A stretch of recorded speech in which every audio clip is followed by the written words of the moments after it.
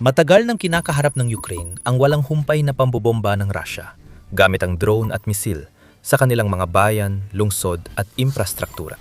Ang ilan sa mga misil na yon ay may kakayahang pabagsakin ng buong gusali sa isang iglap na pumapatay ng 12-12 ng tao at marami pang nasusugatan. Kaya mahalaga na mapigilan at pabagsakin ng Ukraine ang pinakamarami sa mga ito. Pero may malaking problema. Kahit may tulong mula sa kanluran, limitado ang interceptor missiles ng Ukraine. Buling pinatunayan ng Kyiv ang kanilang pagiging maparaan at kakayahang mag-adapt sa gitna ng pressure dahil nakahanap sila ng henyo na paraan para pabagsakin ang mga misil ng Russia nang hindi nagpapaputok ng bala. Ipinapakilala ang Lemma. Isang lokal na electronic warfare system na kayang gambalain kahit ang pinakamakapangyarihang drone at misil ng Russia, nadudulot ng pagkawala ng direksyon sa mga ito. Kadalasan, imbes matamaan ang target, sa bakanting bukirin sila bumabagsak. Ginagawa ito sa paglikan ng malalakas na jamming field na sagabal sa satellite navigation system ng mga misil. Kung walang navigation ng mga misil, mas mababa ang tsansang marating nila ang kanilang destinasyon at tamaan ang kanilang mga targets nang may karaniwan nilang mataas na katumpakan. Pwede pa rin silang lumipad gamit ang inertial navigation system, pero malaki ang ibinababa ng katumpakan ng mga ito. Maaari silang dumihis ng humigit kumulang 2 kilometer o 1.2 milya mula sa target sa bawat 100 kilometro o 62 milya na nalakbay. Hindi lang yon ang kaya ng sistemang ito. Marami pang kakayahan ng Lemma at ilang eksperto sa militar ang itinuturing itong isa sa pinakakahangahangang technical na EW system na naimbento. Ito ay nilikha ng isang kumpanyang tinatawag na Cascade Systems na magsimula bilang isa lamang karaniwang startup sa sektor ng depensa ng Ukraine. Ngayon, isa na itong pangunahing manlalaro sa digmaan. Nagbibigay sa bansa ng mahalagang bahagi ng mas komplikadong air defense network. Isang kinatawan ng Cascade Systems na komandante rin ng Night Watch, kilalang unit ng electronic warfare ng Ukraine, at tinatawag na Alchemist. Kamakailan ay nakipag-usap siya sa politiko upang ibahagi ang mga bagong detalye tungkol sa kung paano gumagana ang sistema at kung bakit ito napatunayang napaka-epektibo. Kapag naka-on ang Lemma, mas lumala ang paglihis ng mga misil. Ginagamit din namin ng spoofing at pagbabago ng koordinada ng ilang kilometro, bukod sa pagsupil sa nabigasyon. Maari naming gawing bumagsak ang kanilang mga misil sa mga bukirin imbes na tamaan ang kanilang mga targets. Narito ang mas detalyadong paliwanag kung paano ito gumagana. Hindi lang hinaharang ng Lemma ang satellite signal para hindi matukoy ng misil at drone ang direksyon nila. Kaya nitong maglabas ng peking signal at direktang magpasok ng maling impormasyon sa mga sandata ng kalaban. Sabi ng mga developer ng Lemma, nalid lang nilang mga misil ng Russia na akala'y nasa Peru sila, kaya nailihis ang mga pag-atake. Dahil sa lubos na nakakalitong mga koordinada na inilagay sa kanilang guidance system, ang mga misil ay lumilihis ng husto sa kanilang landas at halos wala ng tsansa na tamaan ang target. Mahalagang tandaan na mamahalin ang mga ito. Kahit na may sapat na bilang ng mga misil ang Rusya para mapanatili ang presyon ng kanilang mga pag-atake, ayaw nilang makita na nasasayang ang ganitong mga munisyon. Halimbawa, ang Kinzhal hypersonic missile ay nagkakahalaga ng mga $10 milyong bawat isa. Napakalaki para lang itapon sa isang bakanting bukid. Kapag natutulungan ni Lemma na pabagsakin ng mga mamahaling munisyon, malaking lugi ito sa kalaban. At hindi dyan nagtatapos ang kakayahan ng sistema. Sa panayam ng politiko, sinabi ni Alchemist na kaya ni Lemma gumawa ng mga hindi nakikitang dead zones sa paligid ng mahahalagang lugar, gaya ng bayan at lungsod. Kapag pumasok ang drone o misil ng kalaban sa zone, nawawala agad ang signal nila, kaya hindi na nila alam ang direksyon o paano mararating ang target. Kailangan gumamit ng maraming Lemma system dahil limitado ang saklaw ng bawat isa. Pero sa pamamagitan ng pagsasama-sama ng kakayahan ng sistema at paglalagay ng mga ito sa tamang lugar, madaling mapoprotektahan ng mga puwersa ng Ukraine ang mga lugar na pinakamahalaga. Sabi ni Alchemist, kapag may sapat at malawak na zona na protektado ng mga istasyon ng Lemma, hindi natatama ang missile sa lungsod at maililihis natin ito sa isang bukas na parang pambihira ang kapakinabangan ng teknolohiyang ito. Halimbawa, kung nais ng Ukraine protektahan ng isang bayan, substation, pasilidad ng paglilinis ng tubig, o iba pang estratehikong lugar mula sa drone at missile attack ng Russia. Dati, ang opsyon lang nila ay maglagay ng mahal na air defense battery sa paligid. at umasa na sapat ito laban sa anumang banta. May takot pa rin na maubusan ng interceptor ang mga battery o matabunan ng malalaking swarm at mga salvo. Kaya may ilan na makakalusot at magdudulot ng pinsala. Dagdag pa rito, kailangan ding may mga buong team ng mga operator na nakaduty palagi, nagbabantay sa mga radar screen at tumutulong na pigilan ang mga pag-atake ng kalaban. Sa dead zone ng Lema, kailangan lang ng militar ng Ukraine na ilagay ang mga sistema sa tamang lugar at panuurin habang pinipigilan ng teknolohiyang EW ang mga banta mula sa impapawid na lumalapit. Madali, otonomo, napaka-epektibo at lalong gumagaling habang tumatagal. Noon, epektibo ang Lema laban sa karamihan ng drone ng Russia at ilang misil, pero nahirapan ito sa mas mabibigat na sandata ng kalaban tulad ng glide bombs. Ang mga bombang ito, na karaniwang bomba lang na may espesyal na pakpak para lumipad ng malayo, ay mahirap kontrahin at kadalasang ginagamit ng Russia sa frontline. Dahil pabago-bago ang frontline at pabalik-balik ang kontrol sa teritoryo, halos imposibleng mailagay ng Ukraine ng tama ang mga sistema ng Lema para makabuo ng dead zone laban sa glide bomb. Laging may banta na pasukin ng Russia ang lugar, makita at sirain ang mga sistema. Lumala ang sitwasyon nang lagyan ng Russia ng anti-jamming antenna ang kanilang glide bomb, kaya nalalampasan nila ang karamihan sa EW system at hindi naliligaw sa target. Buti na lang, hindi sumuko ang mga developer ni Lema. Walang tigil silang nagtrabaho araw-araw upang mapabuti ang kanilang teknolohiya at makahanap ng mga paraan para mas maging makapangyarihan, epektibo, at may mas malaking epekto ito. Matagal man, natutunan din nilang lampasan ng anti-jammer ng mga Ruso.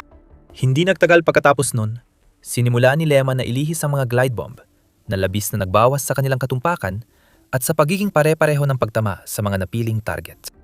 Sabi ni Maxim Skorotsky, pinuno ng kagawaran ng EW ng hukbong lupa ng Ukraine, hindi kailangan ng marami para mapawalang bisa ang kakayahan ng mga sandatang ito. Kahit na lumihis ang glide bomb mula sa target nito ng mga 20 metro, ibig sabihin nito ay mananatili pa rin ang target ayon kay Skorotsky. Mahalaga ito.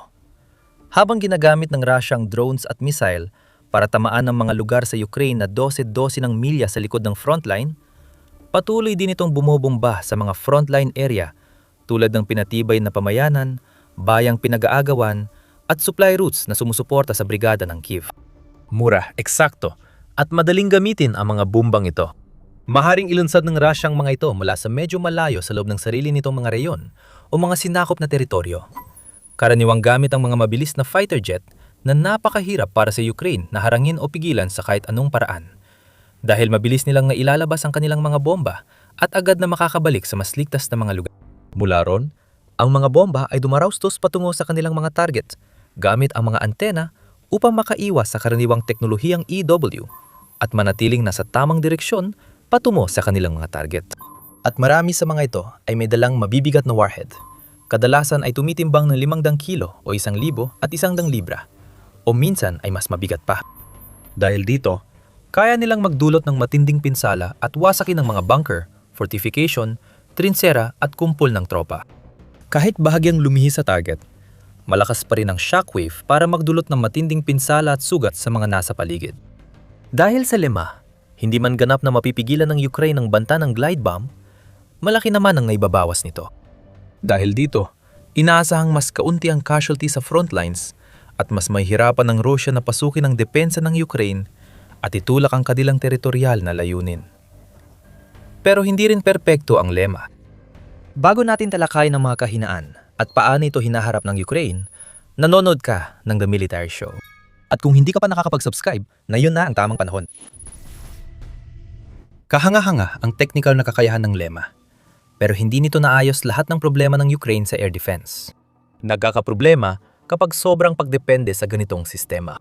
Ang pinakamalaking issue dito ay kahit na naputol na ang kanilang mga signal at guidance system, ang mga na-jam na Russian drone, missile at bomba ay may pagbagsakan pa rin at maari pa ring makapinsala.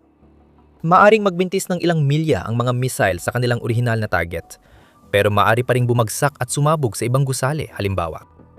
Pwedeng mahulog ang mga drone sa bahay o sasakyan. Kahit ang bombang bumagsak sa bukirin, sapat pa rin ang lakas nito para sirain ang mga lokal na linya ng kuryente.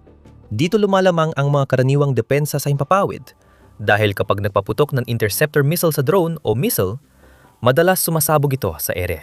Maaring may mga debris na bumagsak sa mga gusali, pero kadalasan maliit lang ang mga ito, kaya hindi kasing laki ng pinsala kumpara sa buong missile. Dahil dito, kailangang balansehin ng Ukraine ang paggamit ng EW system, gaya ng LEMA, at ang mahusay na paggamit ng mga mas karaniwang air defense batteries na sila mismo ang gumawa o ibinigay ng mga kaalyado nila sa kanluran.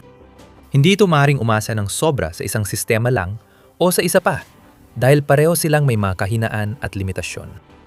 Halimbawa, limitado ang mga depensa sa bilang ng target na kaya nilang harapin, at interceptor na kaya nilang iputok ng sabay-sabay. Totoo, isa sa mga malaking problema na hinarap ng Ukraine sa buong panahon ng labanan ay ang pagkakaroon ng limitadong imbentaryo ng mga interceptor para sa pinakamakapangyarihan nitong mga sistemang depensa tulad ng Patriot. Bagamat sinabi ng Ministry ng Depensa ng Ukraine na ang missile na Patriot PAC-3 ang pinaka-epektibong interceptor laban sa high-end na missile ng Russia, kailangan pa rin nilang magtiyaga sa kakaunti nitong bilang. Hindi nila pwedeng gamitin agad ang mga ito. Kailangan muna nilang piliin at pag-isipang mabuti ang target. Bukod pa rito, sobrang mahal ng mga interceptor.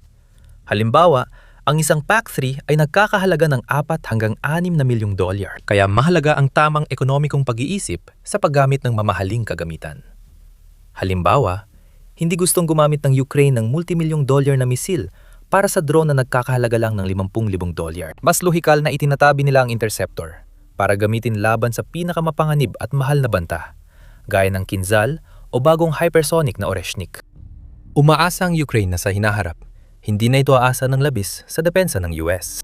Isa sa mga nangungunang kumpanya ng depensa nito, ang Farpoint, ay abala na sa paggawa ng isang bagong air defense system na tinatawag na Freya, na sinasabing isang murang alternatibo sa Patriot. Ibinunyag ni Dennis Stillerman, co-owner ng Farpoint, na ang sistemang dinedevelop ng mga koponan mula Ukraine, Germany, France at Norway ay nasa testing phase na at kayang sumalo ng ballistic missile. Dapat din itong ma-integrate sa kasalukuyang air at missile defense ng Ukraine. Alinsunod sa Link 16 protocol ng NATO. At kay Stillerman, kung magiging maayos, posibleng mailabas ang unang sistema bago matapos ang taon. Pero hindi kayang maghintay ng Ukraine hanggang noon. Kailangan ng mga paraan para harapin agad ang Russia na misil, lalo na't pinalalakas ng kalaban ng long-range na pag-atake sa buong Ukraine, kabilang ang Kyiv. Napilitan ang puwersang pangdepensa ng Ukraine na humanap ng mas murang paraan para mapabagsak ang mga drone at misil ng kalaban. Ginawang posible yon ni LEMA. Nagbibigay ito sa Ukraine ng option na itabi ang ilang interceptor para sa mas kritikal na oras, nang hindi nilalagay sa panganib ang mga sibilyan at infrastruktura.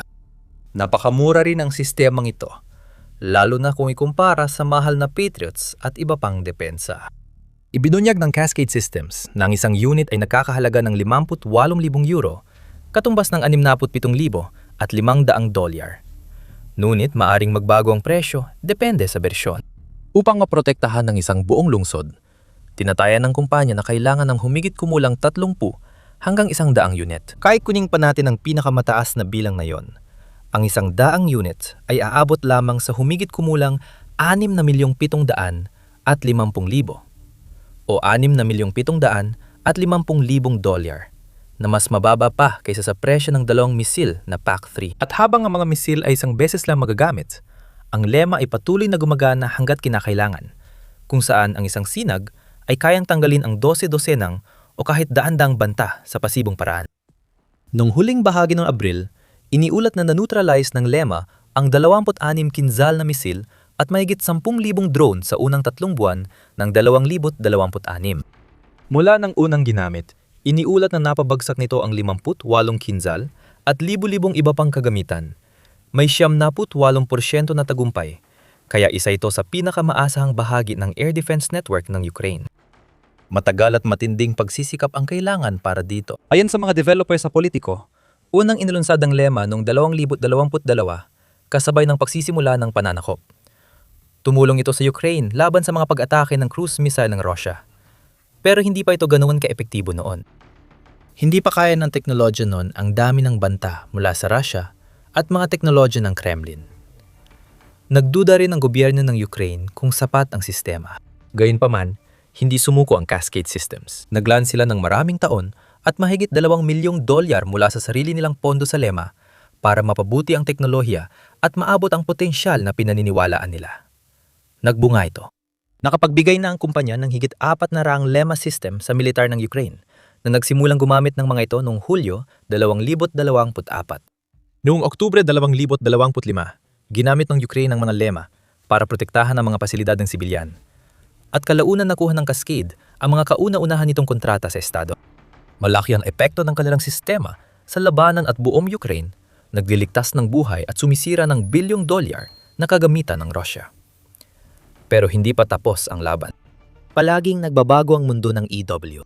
Kapag may bagong jammer o disruptor, agad namang gumagawa ng paraan ng kabila para malampasan ito.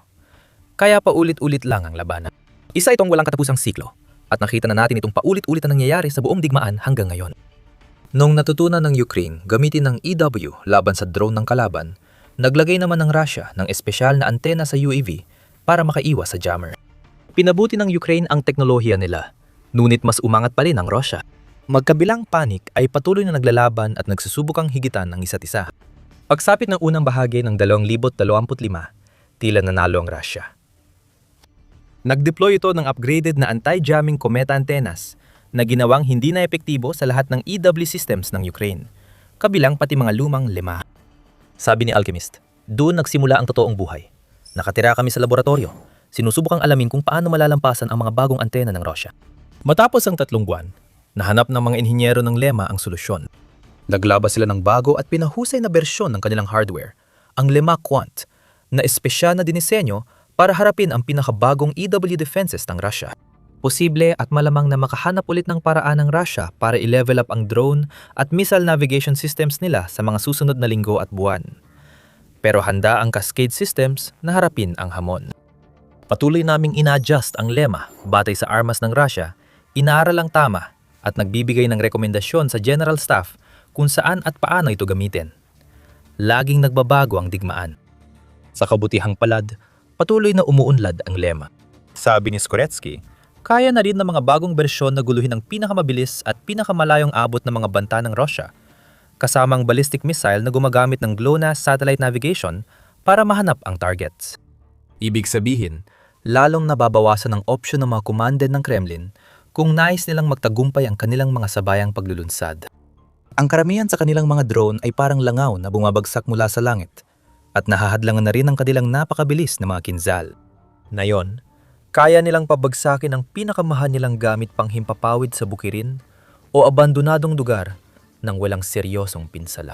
Dahan-dahan ngunit tiyak, bumababa ang antas ng banta ng Rusya. Maaari mong malaman pa kung paano ito nangyayari at kung paano sinasamantala ng Ukranya ang patuloy na pagbagsak ng Rusya sa videong ito. Kung gusto mo ng ibang paksa, panoorin ang video na ito para makita kung paano gumamit ang puwersa ng Kyiv ng Slaughterbot drones na tumutunton sa mga sundalong Ruso sa larangan, tinatarget ang mga mukha nila at pinapatay sila sa isang iglap. Mag-subscribe sa channel para sa higit pang video at mas malalim na pagsusuri sa digmaan ng Rusya at Ukranya, pati iba pang malalaking labanan sa mundo. At maraming salamat, gaya ng dati, sa panonood.